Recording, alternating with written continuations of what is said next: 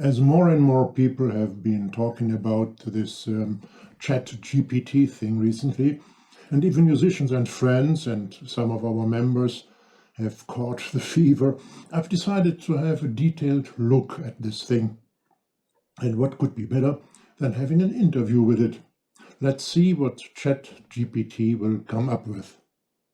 After being nearly forgotten by the public, modular synthesis has seen a great comeback in the last, let's say, 10 years. What are the reasons for that? There are several reasons for the resurgence of modular synthesis in recent years. 1. Versatility. Modular synthesis offers a high degree of versatility, allowing users to create a wide range of sounds and music. This versatility has made modular synthesis a popular choice among musicians, producers, and sound designers. 2. Experimentation. Modular synthesis provides an open-ended platform for experimentation and exploration, encouraging musicians to push the boundaries of what is possible in sound and music production. 3. Flexibility. The modular design of synthesis systems allows users to build and reconfigure their setups as they see fit, providing a level of flexibility that is difficult to achieve with traditional synthesis methods. 4. Sound quality. Many modular synthesizers are built with high-quality components, resulting in a superior sound quality that is not always achievable with digital synthesis methods. 5. Nostalgia. Modular synthesis has a long history, stretching back to the 1950s, and has been associated with many influential musicians and sound designers. This nostalgia has helped to fuel the resurgence of interest in modular synthesis in recent years. In conclusion, the resurgence of modular synthesis can be attributed to a combination of its versatility, experimentation potential, flexibility, sound quality, and nostalgia. All right then, but all of that, perhaps but for the nostalgia, was valid in the 1990s too, as well as in the early years of the 21st century. Why has this hype occurred, of all things, in the last few recent years?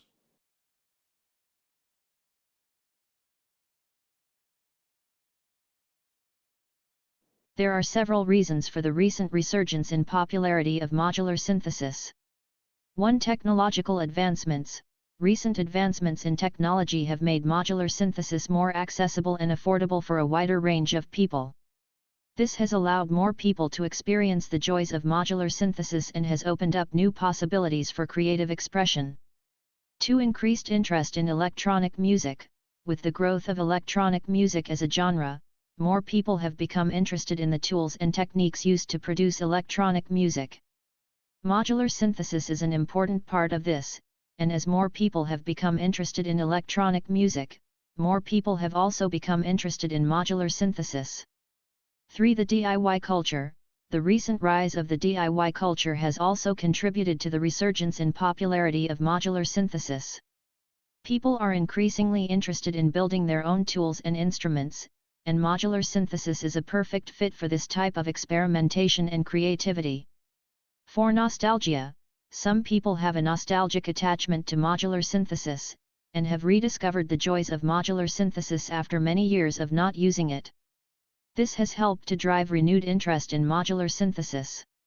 In conclusion, the recent resurgence in popularity of modular synthesis can be attributed to a combination of technological advancements, increased interest in electronic music, the DIY culture, and nostalgia. Can't the musical impotence of popular music of the last decade be a reason too? Yes, the musical inadequacy of popular music in recent years could be one of the reasons for the resurgence of modular synthesis. As people become tired of the limited and formulaic nature of much of popular music, they may be seeking out new and more creative forms of musical expression. Modular synthesis, with its open-ended and nonlinear approach to sound design, provides a means of exploring new sonic territories and creating highly personalized and expressive music. Additionally, the availability of affordable and user-friendly modular systems has made this form of synthesis accessible to a wider range of musicians and producers, further fueling its resurgence in popularity. Let's talk about the aspect of versatility that you mentioned. Don't you think the indeed immense versatility that modular synthesis offers may be rather daunting than motivating for a hobby musician as well as for a professional sound designer? And there are legions of synthesizers out there which are easier to work with and which offer a huge amount of different sounds and sound tweaking functions as well. Yes, the versatility of modular synthesis can be intimidating, especially for those who are not familiar with synthesis and sound design. However, the learning curve can be steep, but once you get the hang of it, you'll find that the possibilities are virtually endless. Additionally, many people enjoy the hands-on, tactile aspect of working with modular synthesizers, as well as the ability to create truly unique and personalized sounds. It's not for everyone, but for those who enjoy the challenge and the creativity that it provides, it can be a rewarding experience. Additionally, many modular synthesizers now come with software tools and tutorials to make the learning process easier. So, while modular synthesis may not be the best choice for everyone, it's definitely worth considering if you are interested in exploring new sonic territory and pushing the boundaries of what's possible in sound design and music production. All right, let me accept this, at least for the moment. And let's throw a spotlight to another aspect. Does it still make any sense to spend a lot of money and buy huge numbers of modules when, on the other hand, there are great software modular synthesizers like VCV Rack, Cherry Audio's Voltage Modular, Softube's Modular, or synth building blocks like NI's Reactor? It depends on personal preferences and priorities. For some musicians and sound designers, the physical interaction and tactile experience offered by hardware modular synthesizers is an important factor that can enhance their creative process and performance. On the other hand, software modular synthesizers offer convenience, affordability, and accessibility, as well as the ability to quickly and easily recall and save patches, and to use a computer's processing power for complex sound processing. Both hardware and software modular synthesizers have their own benefits and drawbacks, and the choice between them ultimately comes down to personal preference and specific needs and goals. Well, and to budgets, I imagine. Yes, budget is definitely a factor to consider when choosing between hardware and software modular synthesizers. Hardware modular synthesizers can be quite expensive, especially when you start adding multiple modules and building a complex system. On the other hand, software modular synthesizers are often more affordable and offer a wider range of options at different price points. Additionally, with software modular synthesizers, you have the option to try before you buy, with many offering demos or free versions that you can use to get a feel for the software before making a purchase. Let's follow these thoughts a bit further before coming to the other aspects which you mentioned at the beginning. The matter of adding modules seems kind of crucial to me here. With software modular synths, especially the freeware VCVREC, for example, it is rather tempting to expand your setup to crazy dimensions. The monetary limitations when buying hardware modules may lead to more focused, yes, to more focused approaches here, and which can be an advantage, or can't it? Yes, that can definitely be an advantage. When working with hardware modular synths, the monetary limitations can force the user to be more focused and creative in their approach, as they are limited to the number of modules they can purchase. This can lead to a more streamlined and focused modular system, which can in turn lead to more unique and interesting sound design. On the other hand, with software modular synths like VCV Rack, it's easy to add more and more modules, which can lead to a cluttered and overwhelming setup. Having a limited budget can help you focus your setup and make more effective use of the modules you do have, leading to more creative and inspired sound design. Last question belonging to this line of thoughts. Is digitalization, even in hardware modules, a development in the wrong direction? Are modules that need a lot of menu diving and which are more or less a complete synthesizer in their own still carrying the spirit of modular? Digitalization in hardware modules is not necessarily a development in the wrong direction. It depends on personal preference and the intended use. Modules that require menu diving can still be considered part of the modular spirit if they offer a wide range of capabilities and the ability to connect and interact with other modules in unique and creative ways. However, some people prefer the simplicity and hands-on approach of analog modular systems and feel that digitalization takes away from that.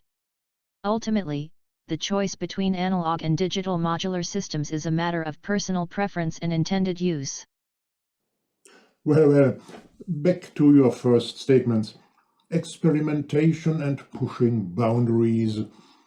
When I jump in France into the English Channel, I have a huge mess of water to cross, but I'm still able to know what I'm aiming for, reaching England.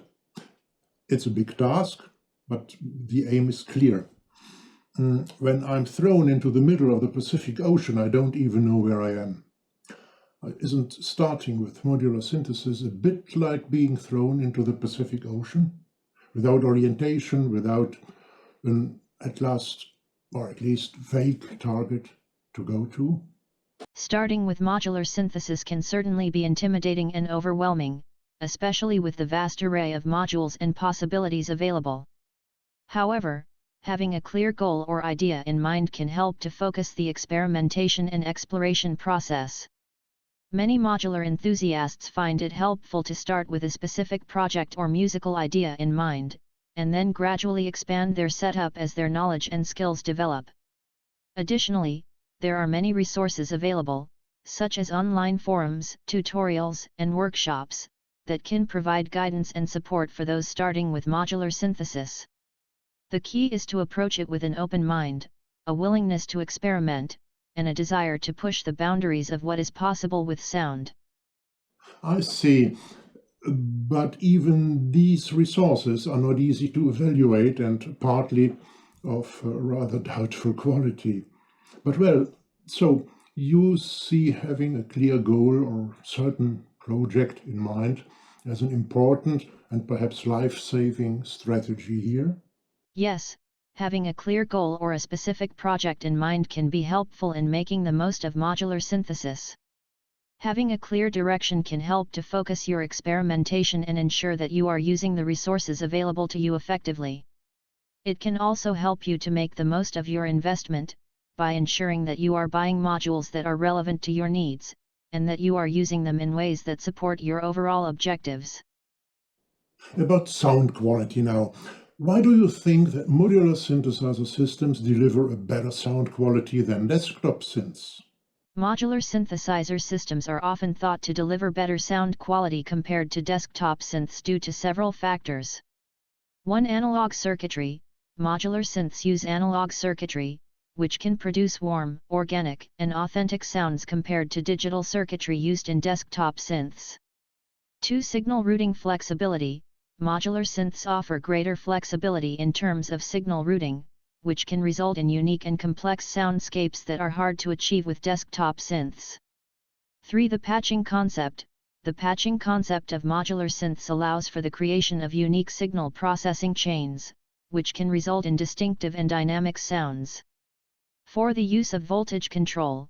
Modular synths use voltage control to manipulate sound parameters, which can result in greater expressiveness and control over sound compared to digital synths, where control is often limited to numerical values.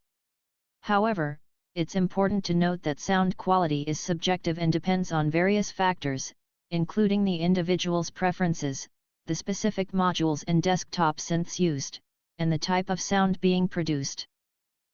I see the matter of analog versus digital shining through your answer, but let's not talk about this today.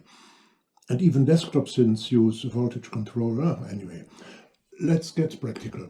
Let's imagine a guy, and let's call him Sid Synth Fan. Sid wants to go modular, but doesn't have any idea how to start.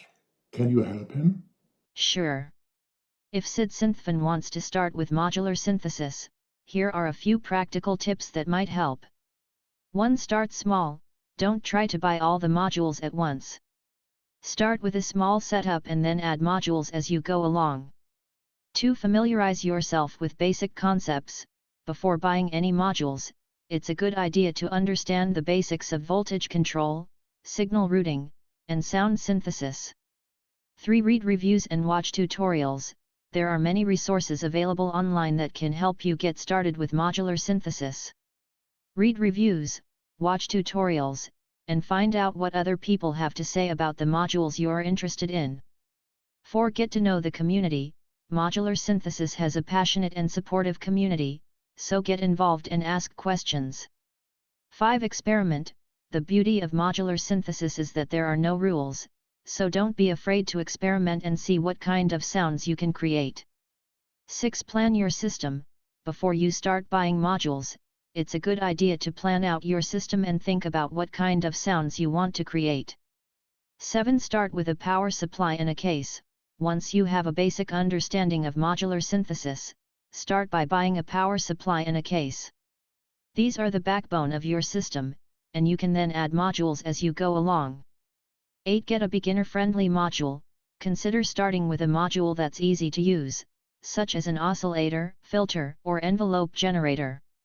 These modules are a great starting point, and you can use them to create simple patches and experiment with different sound designs. With these tips, Sid Synthfan should be able to get started with modular synthesis and begin exploring the world of sound design and experimentation. Last question. What would you answer to someone telling you that modular synthesis is always only about generating blips and beeps and bloops? I would say that the statement is not entirely accurate and it is a limited view of what modular synthesis can do. Modular synthesis can create a wide range of sounds, from complex textures and atmospheric sounds to complex melodies and percussive elements. It is true that some modular setups can focus on creating experimental and abstract sounds, but this is just one aspect of its capabilities. With the right modules and a creative approach, modular synthesis can create any sound that you can imagine. It is not limited to just bleeps and bloops. Thank you for this conversation. Have a good time and enjoy your day. You're welcome. Have a great day.